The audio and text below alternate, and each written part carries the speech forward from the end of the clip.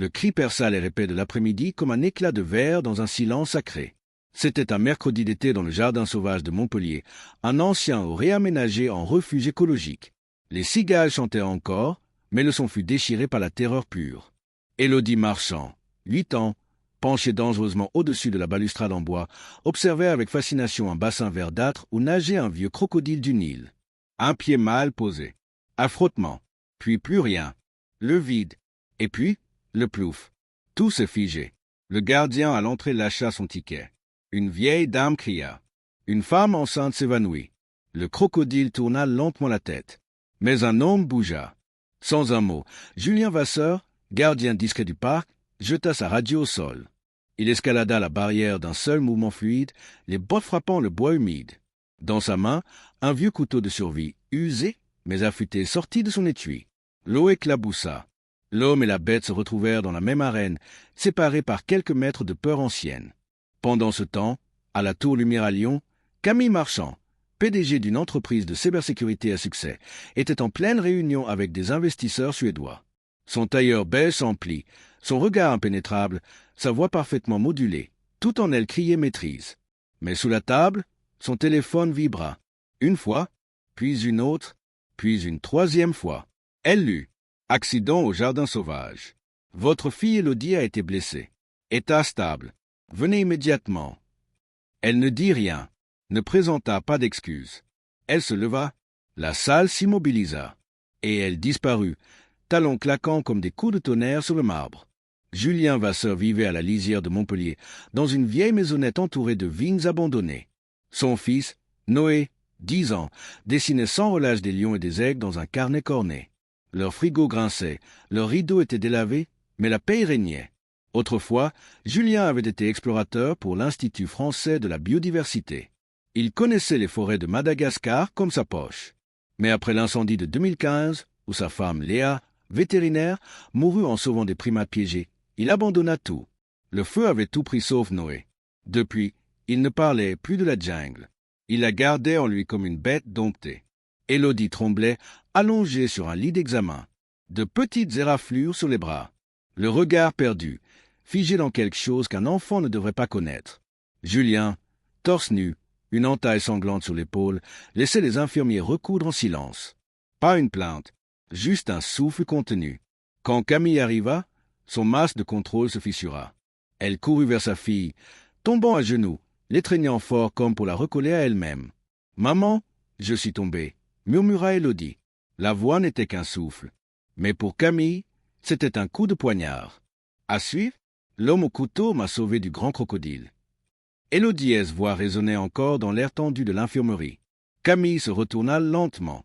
Pour la première fois, elle vit lui, l'homme, le sauveteur. Leurs regards se croisèrent. Elle vit une fatigue tranquille dans ses yeux, un calme né d'une tempête ancienne. Lui, il vit une femme en tailleur froissé, les cheveux tirés à la hâte, mais avec une tendresse fêlée dans les bras qu'elle gardait autour de sa fille. Camille se leva. Elle se redressa instinctivement, enfilant son masque de contrôle comme on remet une armure. Elle fit quelques pas, le cœur encore tambourinant. Son sac à main toujours accroché à son épaule, elle fouilla machinalement et sortit, un carnet de chèques. Son ton était maîtrisé, presque professionnel, mais une fêlure vibrait sous les mots. Je ne pourrai jamais exprimer à quel point je vous suis reconnaissante. Ce que vous avez fait, héroïque. J'aimerais vous dédommager, au moins pour vos blessures. L'homme secoua lentement la tête. Je ne veux pas d'argent. Sa voix était grave, posée. Aucun reproche. Juste une certitude. Je ne l'ai pas fait pour ça. Camille resta un instant déstabilisée. Elle avait l'habitude de payer, de contrôler, de corriger avec des chiffres. Pas d'entendre un nom. La porte s'ouvrit soudain. Un garçon à la tignasse indomptée entra en courant. « Noé, papa, ça va ?» Il agrippa le bras intact de Julien, les yeux écarquillés devant le bandage. « Rien de grave, mon grand. Juste une égratignure. » L'enfant leva les yeux vers Camille. Un regard grave, plus mûr que son âge. « Mon père ne fait jamais ça. Il me dit toujours d'être prudent. » La pièce sembla se figer.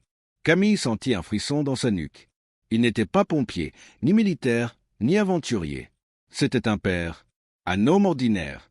Et pourtant, il avait sauté. Il avait mis en péril la seule chose qui lui restait, son fils, pour sauver sa fille. Elle murmura presque. « Comment vous appelez-vous ?»« Julien Vasseur. » Il n'ajouta rien. Ni titre, ni fonction. Juste la vérité nue. « Moi, c'est Camille Marchand. Et la petite que vous avez sauvée, c'est ma fille, Élodie. » Un silence. Un vrai, pas celui des hôpitaux. Un silence lourd de compréhension muette. 2 parents seuls. 2 enfants. Une peur commune. Un lien naissant. Les cauchemars commencèrent cette nuit-là. Élodie se réveillait en criant, les draps trempés de sueur. Les dents, l'eau, le froid.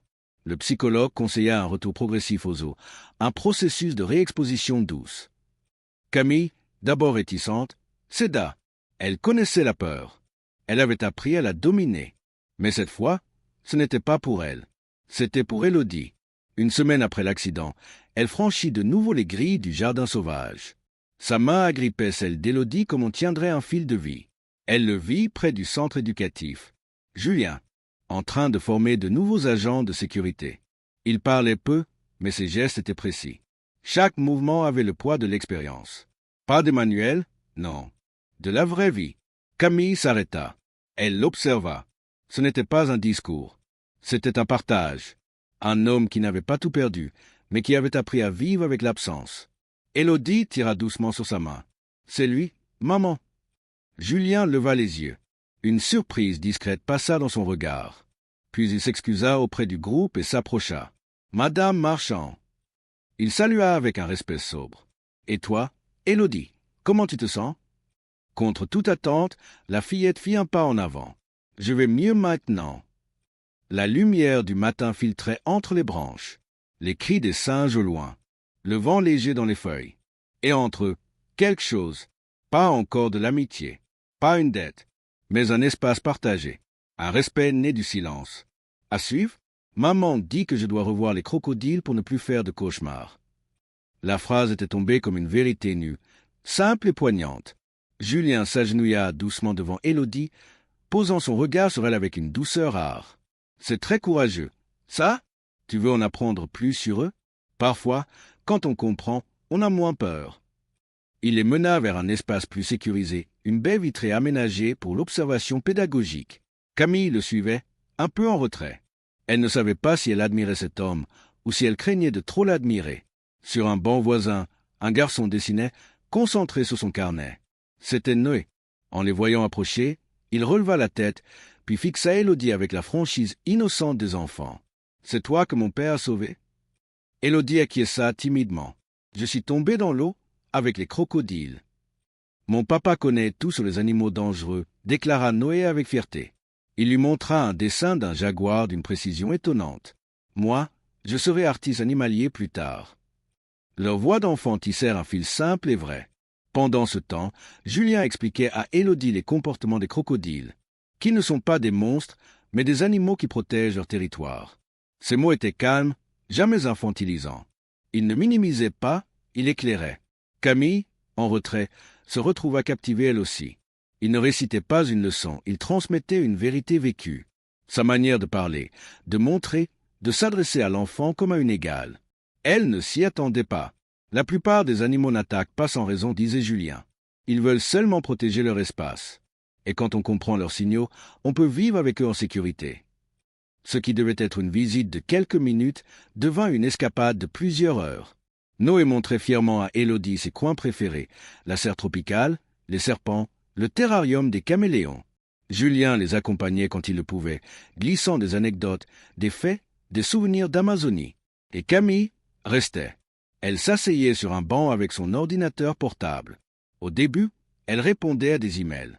Mais peu à peu, son attention se détournait des tableaux Excel vers eux. Elle observait la complicité silencieuse entre Julien et Noé. Cette main posée sur l'épaule de son fils, ce regard muet qu'ils échangeaient. C'était naturel, fluide, différent de sa propre relation avec Élodie, planifiée, programmée, encadrée. Une part d'elle, bien enfouie, ressentie, de la jalousie. Et une autre, plus profonde, une curiosité douloureuse. Un samedi après-midi, alors que les enfants participaient à un atelier de petits soigneurs, Julien et Camille se retrouvèrent seuls près de la volière tropicale. Leur silence n'était plus tendu. Ils étaient familiers, respirables, Julien regardait les oiseaux flamboyants qui voltigeaient entre les feuilles mouillées. « Élodie a l'air beaucoup mieux, dit-il doucement. Elle est venue aujourd'hui jusqu'au bassin des crocodiles, sans hésitation. » Camille hocha la tête. Elle aurait voulu répondre avec légèreté, mais sa voix se brisa légèrement. « Elle recommence à dormir. Je n'avais pas entendu un silence pareil dans sa chambre depuis des mois. » Julien ne répondit pas tout de suite. Il respectait les silences comme on respecte une bête blessée. Puis, sans la regarder, parfois, ce ne sont pas les enfants qui ont le plus besoin de guérison. Camille baissa les yeux. Elle sentit un nœud au creux du ventre, un mélange de honte et de soulagement. Quelqu'un venait de nommer ce qu'elle n'osait penser. À la sortie, Julien tendit une petite carte à Élodie. « C'est un pas spécial. Ça veut dire que tu es en formation pour devenir une protectrice des animaux. Chaque fois que tu reviens, on y ajoute un tampon. » Le visage d'Élodie s'illumina. Ce sourire, Camille ne l'avait plus vu depuis avant l'accident, avant James, avant que tout ne devienne rigide. Elle prit une décision, une qui n'était ni planifiée, ni stratégique. Elle reviendrait, pas seulement pour Élodie, mais aussi pour elle, car quelque chose, dans cet endroit, dans cet homme, venait de réveiller une partie d'elle-même qu'elle pensait disparue. À suivre, Alexis acquiesça. Les cauchemars avaient cessé. « Je ne te remercierai jamais assez, » dit-elle doucement. « Pour tout. » Logan haussa les épaules, mal à l'aise face à la gratitude. « Les enfants sont résilients, » répondit-il. « Il suffit de leur donner une chance. »« Et les adultes » demanda-t-elle, avant même de pouvoir retenir la question. Logan se tourna vers elle. Son regard était calme, mais profond. « Ça dépend. Certains veulent se reconstruire. D'autres veulent juste survivre. » Ces mots la frappèrent plus fort qu'elle ne l'aurait imaginé. Depuis la mort de James, elle survivait. Elle avait transformé la stabilité de Willow en excuse pour se refermer. Elle regarda Logan, un homme qui, lui aussi, portait des cicatrices, mais qui restait ouvert au monde. Et elle se demanda ce qu'elle avait laissé derrière. « Comment as-tu atterri ici, à la sécurité d'un zoo ?» demanda-t-elle, vraiment curieuse. « Tu connais mieux les animaux que la plupart des soigneurs. » Un voile traversa son visage. « C'est une longue histoire, » répondit-il simplement. « Ce boulot me permet de rentrer chez moi chaque soir, d'être là pour Milo. C'est tout ce qui compte, maintenant. » Avant qu'elle ne puisse en demander plus, les enfants revinrent, surexcités.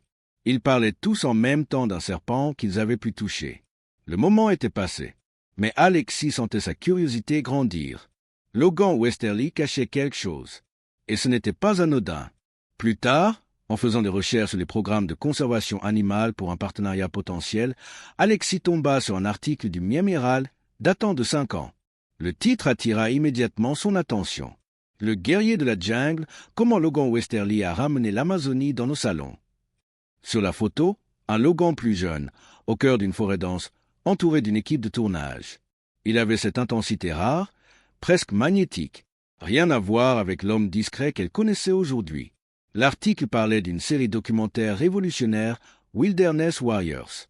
Logan en était à la fois le visage, la voix et l'âme. Un expert passionné qui refusait le sensationnel pour défendre la vérité écologique. Sa femme, Elena, était mentionnée comme productrice de la série, et une botaniste respectée. La dernière phrase précisait que le tournage de la 4e saison avait commencé dans une région isolée du Brésil. Mais il n'y avait jamais eu de 4e saison. En cherchant plus loin, Alexis découvrit la vérité. Des titres froids, brutaux. Une crue emporte une équipe de tournage en Amazonie. 3 morts, dont la productrice Elena Westerly. L'article le plus détaillé parlait d'une pluie soudaine, d'un campement emporté, de Logan qui avait sauvé plusieurs membres de l'équipe. Mais Elena n'avait pas pu être retrouvée à temps. Soudain, le regard d'Alexis sur Logan changea du tout au tout. Il n'était pas juste un père veuf, ni un simple agent de sécurité courageux. Il était un homme qui avait connu la gloire, le sens, l'engagement, et qui, après une perte inimaginable, avait tout quitté. Mais pourquoi ce silence? Pourquoi cet anonymat choisi? Certains articles évoquaient des tensions après l'accident, des décisions contestées, des responsabilités floues. Rien de précis. Le mystère restait entier. Son enquête fut interrompue par un appel de Marcus Daniels, son directeur financier. Le conseil a repéré une nouvelle opportunité, lança-t-il d'un ton direct. « Quelle opportunité » demanda-t-elle. « Le terrain du zoo de Miami. 20 hectares, en pleine zone de développement. L'établissement a du mal à survivre. On pense à une reconversion complète. Alexis se redressa. Et les animaux? Le personnel? Marcus hésita. Ce n'est pas vraiment le cœur du projet. On envisage un complexe hôtelier, vitrine des nouvelles technologies de Sterling Innovation. Il faut un rapport de faisabilité pour la fin du mois. Alexis raccrocha, troublé. Le zoo n'était plus juste un lieu de promenade. Il était devenu un refuge. Pour Willow, pour Milo, pour Logan. Et, elle devait l'admettre, pour elle aussi. Narration, voix off, ton calme et chargé de tension silencieuse. Le rapport immobilier tenait en main comme un verdict. Des chiffres, des rendements, des projections. Mais plus Alexis lisait, plus tout cela sonnait creux. Ce zoo, ce n'était pas qu'un terrain à valoriser. C'était un refuge, pour les bêtes oubliées du monde moderne. Mais surtout, pour les êtres humains blessés par la vie. Comme Logan, comme son fils. Et, peut-être même elle. Plan visuel, Alexis a une table de déjeuner chic, nappe blanche, assiette intacte. En face d'elle, un homme d'âge mûr, élégant, aux yeux fatigués, Gérald est... Elle avait prétexté une discussion sur un partenariat écolo pour Sterling Innovation. Mais au fond, elle voulait savoir. Comprendre ce passé qu'on lui avait caché. Wilderness Warriors. Vous vous souvenez? Demanda-t-elle avec légèreté. Le regard de se durcit. Triste histoire? Logan Westerly a tout laissé derrière lui après ça. Elle força sa voix à rester neutre. À cause de l'accident? Silence. Un long moment. Puis un soupir. Officiellement, c'était une catastrophe naturelle. Inévitable. Mais certains pensent qu'il a fait le mauvais choix. Plan. Flashback stylisé. Flou. Dramatique. Pluie battante. Des guides indigènes évacués en premier. Caméras abandonnées. Une silhouette féminine emportée par l'eau. Un cri étouffé. Il a sauvé les guides d'abord, ceux qui avaient le moins de formation. Quand il est revenu pour le reste de l'équipe, c'était trop tard. Sa femme faisait partie des disparus. Elle baissa les yeux. Il a tout abandonné après. Silence radio. Plus d'interviews. Plus de contrats. Juste disparu. Plan visuel. Alexis le soir même, seul dans son salon moderne, les documents du zoo devant elle. Mais ses yeux ne lisent plus. Il rêve. Il cherche. Ce n'était plus un dossier. C'était une mémoire vivante. Un homme brisé. Un enfant qui dessine des panthères pour survivre au silence. Un lieu où sa propre fille retrouvait la parole et la paix. Et elle s'apprêtait à tout effacer. Plan visuel, Willow entre dans le salon, tenue de week-end, sourire timide. « Maman, pourquoi on ne va plus au zoo ?» Alexis chercha une excuse. « J'ai beaucoup de travail. » Mais l'enfant n'en démordait pas. Milo dit que son papa est triste parce qu'un gros groupe veut racheter le zoo. C'est ton entreprise. Le cœur d'Alexis se serra. Son masque venait de se fissurer. Elle vit dans les yeux de sa fille. La vérité nue. La logique implacable des enfants. Plan. Salle de réunion de Sterling Innovation. Ton froid, costard, PowerPoint. Alexis, votre avis sur l'acquisition? Elle leva les yeux. Un long silence. Puis d'une voix posée. Les chiffres sont solides, mais je veux d'abord étudier l'impact communautaire. Plan final. Alexis seul, dans sa voiture, devant le portail fermé du zoo. Un message non lu de Logan s'affiche sur son téléphone. Elle ne l'ouvre pas. Elle n'était pas encore prête à affronter ce qu'elle ressentait. Mais une chose était certaine. Le silence devenait trop lourd à porter. Le plafond de la chambre, haut et blanc, semblait peser sur elle comme un silence accusateur. Alexis fixait les moulures en bois au-dessus de son leaking size, incapable de fermer l'œil. Les mots de Willow tournaient dans sa tête, lancinants. Et si le zoo fermait? Où iraient les animaux? Où iraient M. Logan et Milo? Elle n'avait pas de réponse. Pire encore, elle n'avait pas voulu en chercher. Quand était-elle devenue cette femme capable de signer la fin d'un monde, celui des autres, pour une simple ligne budgétaire? Depuis quand la stratégie avait-elle supplanté l'humanité? Elle connaissait la réponse depuis la mort de James. C'était à ce moment-là qu'elle avait décidé que tout devait être maîtrisé, qu'elle ne subirait plus jamais l'imprévu, l'absurde, l'inacceptable. Le contrôle comme armure. Mais ce soir, dans le silence feutré de Neuilly-sur-Seine, elle sentait les failles. INT. Salon, jour suivant. Elle avait passé la journée devant son écran, dans son appartement baigné de lumière. Les archives du Festival de films animaliers de Mimizan recelaient tous les épisodes de Sentinelle sauvage, l'émission documentaire qui avait rendu Logan célèbre avant sa disparition médiatique. Elle avait tout regardé. Absolument tout. Logan, 4 ans plus tôt, audacieux mais méticuleux, passionné mais prudent.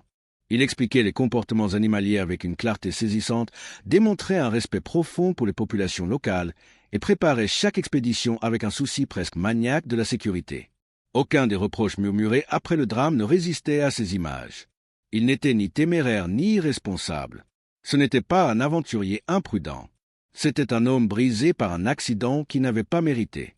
INT, bureau de la directrice du zoo fin d'après-midi.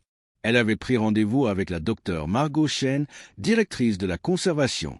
Je m'intéresse à des projets philanthropiques en lien avec l'éducation environnementale et j'aimerais comprendre les défis du zoo. Chen n'était pas dupe, mais répondit avec franchise. Nous survivons. Les billets paient l'entretien de base, mais nos programmes pédagogiques, eux, dépendent de subventions en chute libre.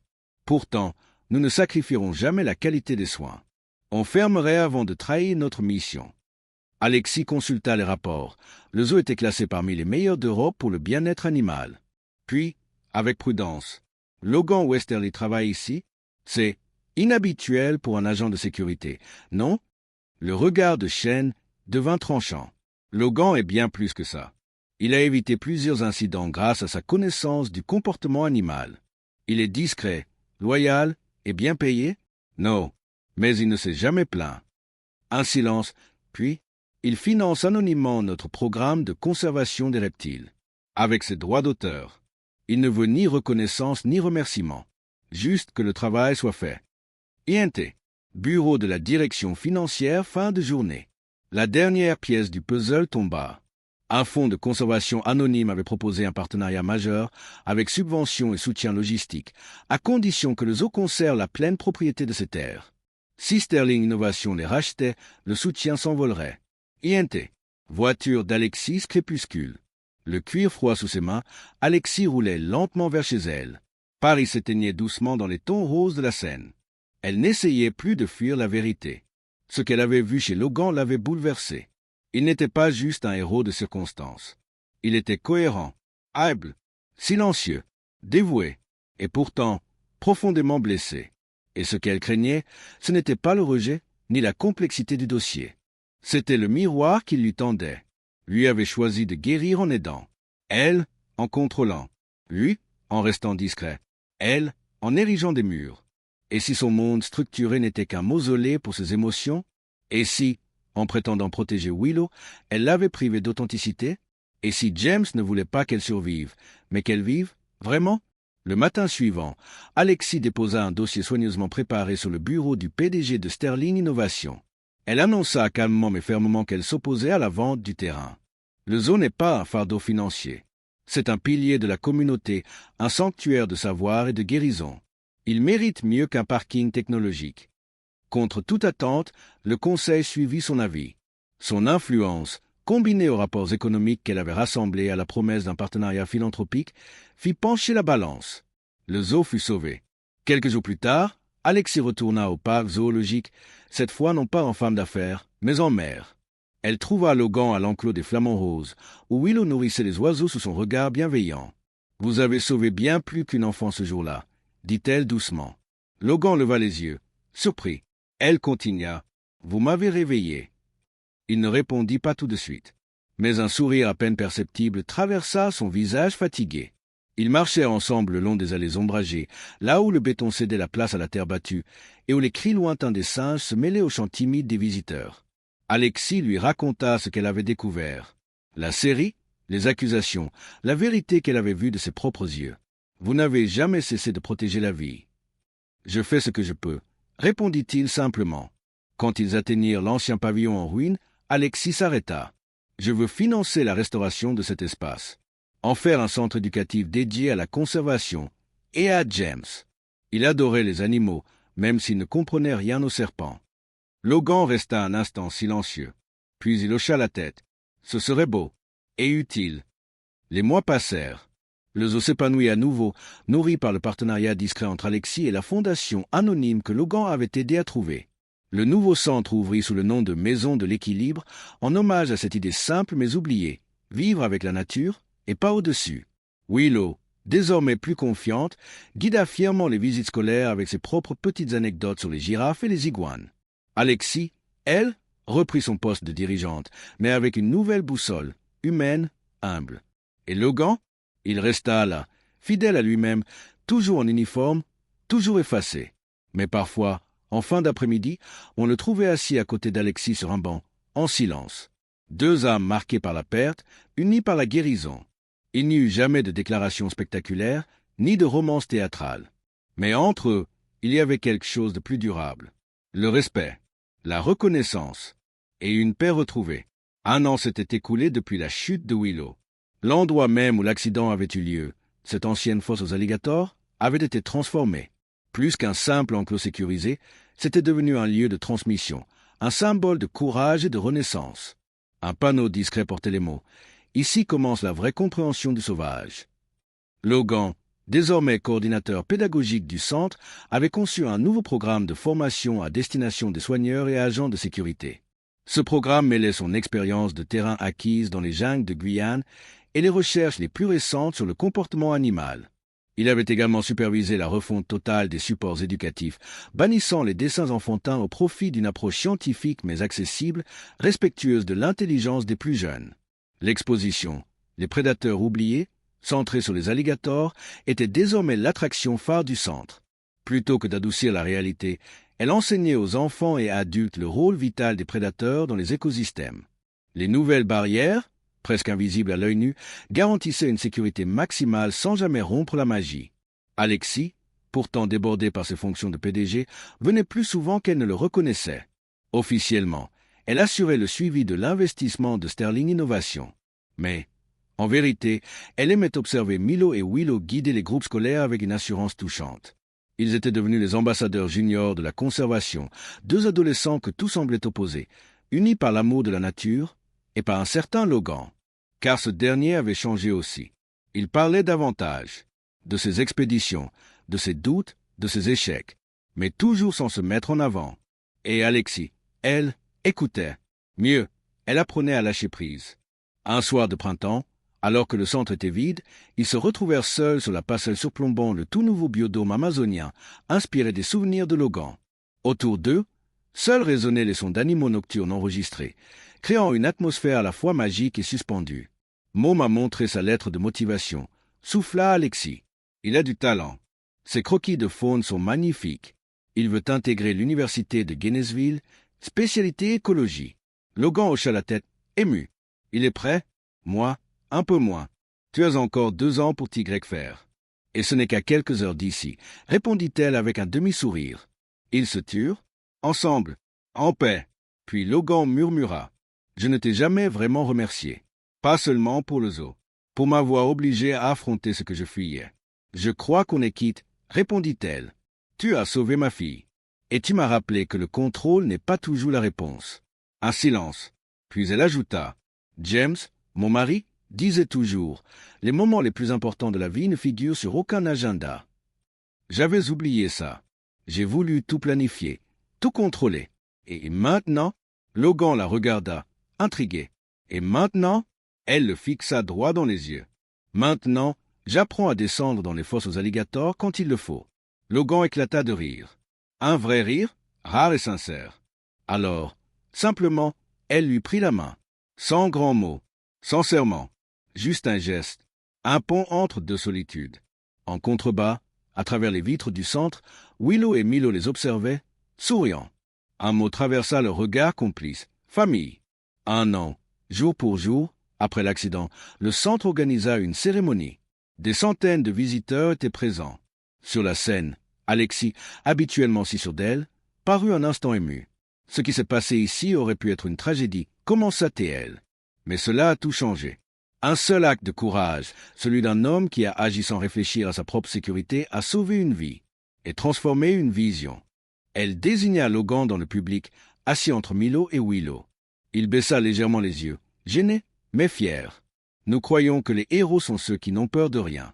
Mais le vrai courage, c'est d'agir malgré la peur. c'est de comprendre que certaines choses comptent plus que notre confort ou notre sécurité personnelle. Puis, plus bas, presque pour elle seule, je croyais tout contrôler. Je croyais pouvoir protéger ma fille en construisant des murs. Mais c'est l'inattendu qui m'a appris le plus. L'humain, le lien. Le soleil déclinait. Les 4 marchaient lentement sur les sentiers du centre. Willow et Milo couraient en tête, désignant les enclos des enfants émerveillés. Derrière eux, Logan et Alexis suivaient, mains jointes. 2 cœurs cabossés, 2 chemins différents, mais enfin réunis là où la peur avait cédé sa place à la confiance. Et où, parfois, l'amour naît en silence, sous les cris des singes ou le regard d'un alligator immobile.